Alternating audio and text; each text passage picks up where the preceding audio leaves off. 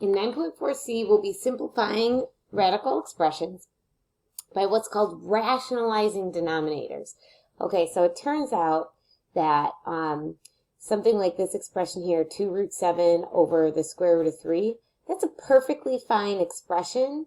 And it looks like it's sort of simplified all the way.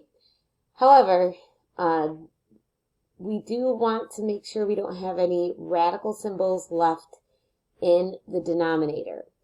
So sometimes some places think of this as simplified, but others don't.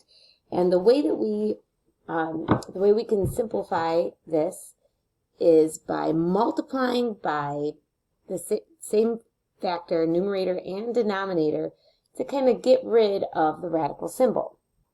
So in this case, we'll multiply by the square root of 3, because the square root of 3 squared is just 3. That kind of gets rid of the radical for us.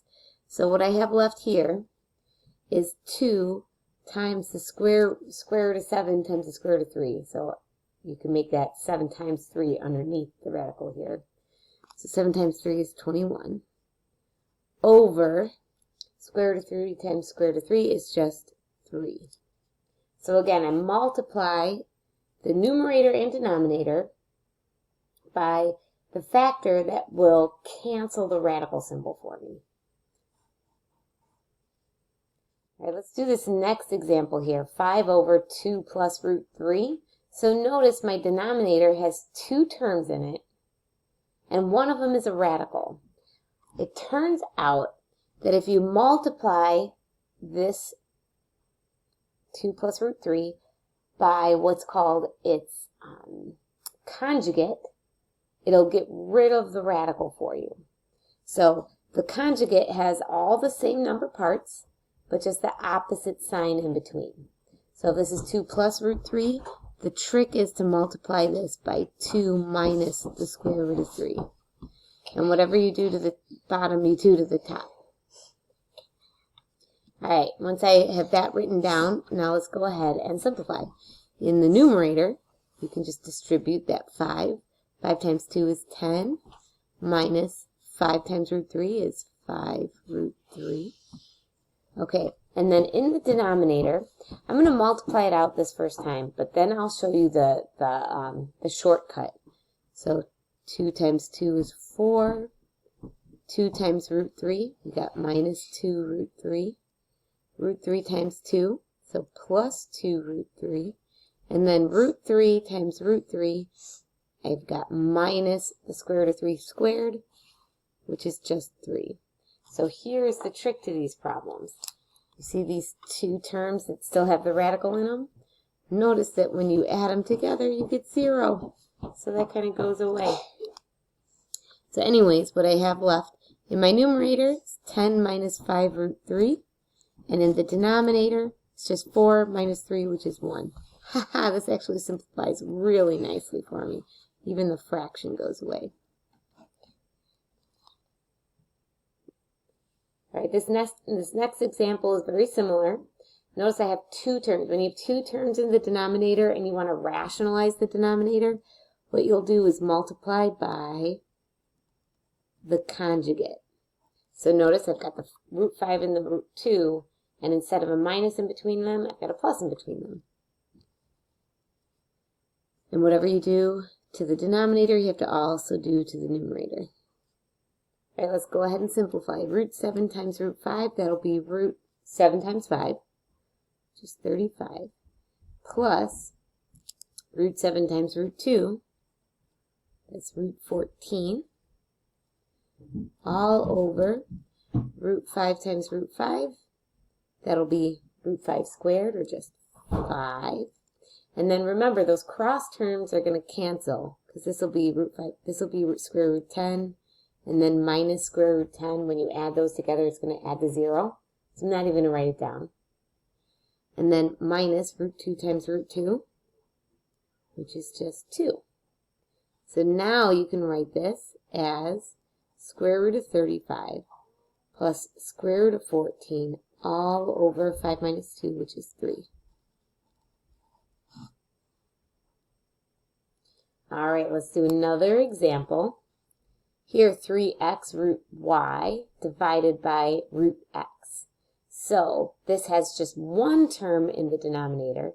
So in order to get rid of the radical symbol, I just need one more factor of square root of x. So whatever I multiply the bottom by, I have to do it to the top as well. All right, so in the numerator, I've got 3x on the outside and the square root of, and then y times x inside the radical. I like to write it in alphabetical order, xy. So that's in the numerator, and in my denominator, square root of x times the square root of x is just x. And now you should notice that you've got a factor of x in the numerator and a factor of x in the denominator, right? Those divide, x divided by x to give you 1. So you're left with just 3 root xy, because those x's cancel. Let's do one more example. 7 over 3 minus root 5. Again, the directions are to simplify by rationalizing denominators. Again, notice the difference of our what our strategy was. When I had just one term in the denominator, you could just multiply by the one term. If I have two terms in my denominator, like these two examples, you have to multiply by the conjugate in order to get all the radicals to disappear in the denominator. So here I've got two terms in the denominator, so I'm going to multiply by the conjugate. It's all the same number parts, just the opposite sign in between. So 3 plus root 5. And whatever you do to the denominator, you have to do to the numerator as well. All right, we're on our way. 7 times 3, that's 21, plus 7 times root 5 is 7 root 5. Great. And now in the denominator, 3 times 3, think of this as being in parentheses too, right? 3 times 3 is 9. And then we're going to have those cross terms cancel. So I'm not going to write them down because 3 root 5 minus 3 root 5, right? Those are going to cancel out. So I'm just going to do minus root 5 times root 5, which is 5. So now I've got 21 plus 7 root 5 all over 9 minus 5, which is 4. Can't simplify anything. It's just as simple as it can be. Let's go ahead and do this very last example. Think for a second about what makes this example different than the other ones. All of our other examples include square roots. See, the index wasn't written, and when you don't see the index written, it's an understood 2, right? So here, this is the fourth root of x, or of whatever your quantity is. All right, now, before I do any actual work, let me notice that I could kind of simplify the fraction before I go and do any rationalization of the denominator, right? So think of this quantity as the same thing as the fourth root of 160 over 2. Now, you can divide 160 divided by 2. Why don't you do that division first? 160 divided by 2 is 80, right? So this will be the same as calculating the fourth root of 80. And now let's see if we can simplify this at all. So 80, let's see if we can find repeated factors of 2. 80 is 2 times 40. 40 is 2 times 20. 20 is 2 times 10, and 10, of course, 2 times 5. So really, we could write this fourth root of 80, you could write that as the fourth root, 2 times 2 times 2 times 2. You can even write it like that if you want, times 5. And again, the index tells us how many factors we're trying to group together so that we can pull them out of the radical symbol.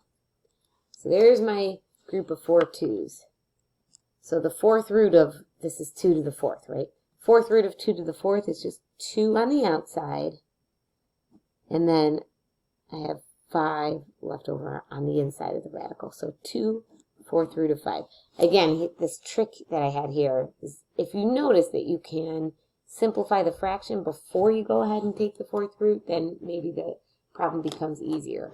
You'll see in the next video some examples where we have to do a little bit more manipulation to simplify.